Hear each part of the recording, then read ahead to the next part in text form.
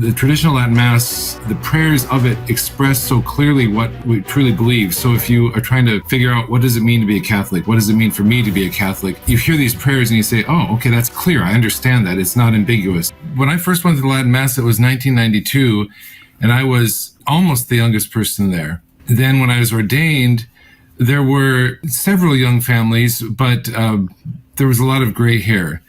And now every priest that I talk to that has a Latin Mass in his parish in the last 3 years, it's an explosion of young people that are very interested in it.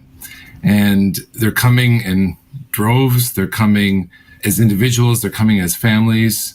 And what is the most striking thing to me is the single young adults that are finding the Latin Mass, and people that either weren't Catholic or were not raised Catholic or were not really practicing their faith. And that is just, it's a throng of people that we're still getting every week, new people. And I know that we're not alone in that. So it's quite a phenomenon. When I was growing up, I didn't know anything about it, but I did play Mass when I was a kid. And my father had been in the Air Force.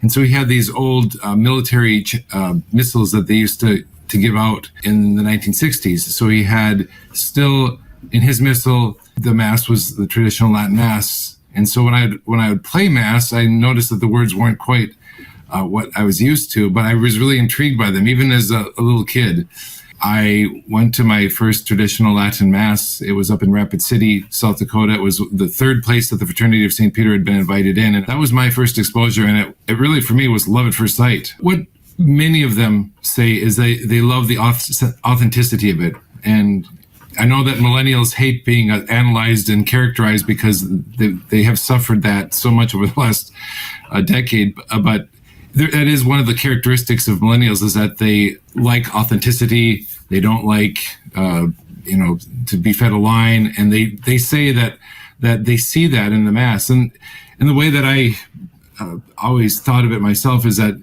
the traditional Latin Mass, the prayers of it express so clearly what we truly believe. So if you are trying to figure out what does it mean to be a Catholic, what does it mean for me to be a Catholic, you hear these prayers and you say, oh, okay, that's clear. I understand that. It's not ambiguous. It's not something I have to figure out. Love God, love man. Oh, what does that mean?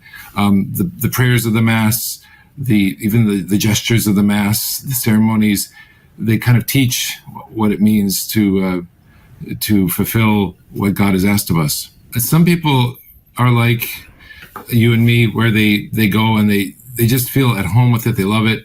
Other people, though, don't have that experience. And some people come and they say, oh, this is, I'm not familiar with this.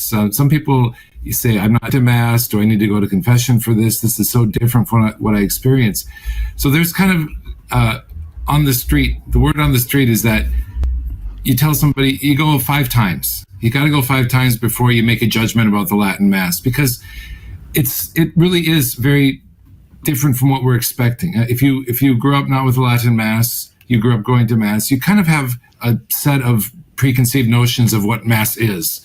And the truth is that, in a certain sense, the specific way that Mass has been for most people has only been that way for the last 50 years at most.